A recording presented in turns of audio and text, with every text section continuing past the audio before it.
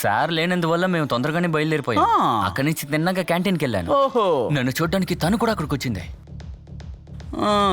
నీకు నిజం చెప్తున్నా మామ, తనని ఇంత అందంగా ఎప్పుడు చూడలేదురా. రే నీ కవిత ఆపి కథ చెప్పరా, ఇంకో రౌండ్ పోయి.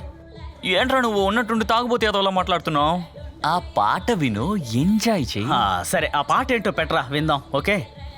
మన శరీరంలో కొంచెమేగా బ్లడ్ ఉంది, దమ్ము కొడితే తప్పే ఉంది. తను నా పక్కన వచ్చి కూర్చుని మసాలా వడ అడిగింది. మసాలా వడ? నేను అప్పుడే ఫుల్గా మందేసి మత్తులో ఉన్నాను. రే ఇంకా అవ్వలేదు, ఆఫీస్లో చెప్పారు రేపటి నుంచి వర్క్ ఫ్రమ్ హోమ్ అంట. టైం దొరికినప్పుడు మనసులో మాట చెప్పేయాలి కదా మరి.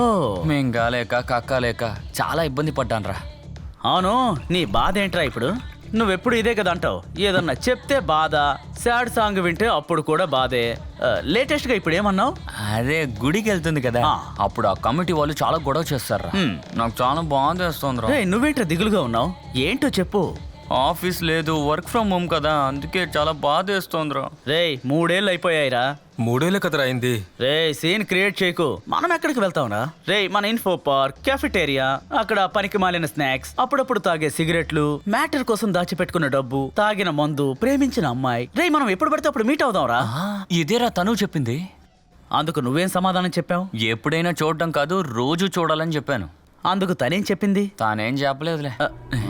వీడెక్కడికి వెళ్తున్నాడు?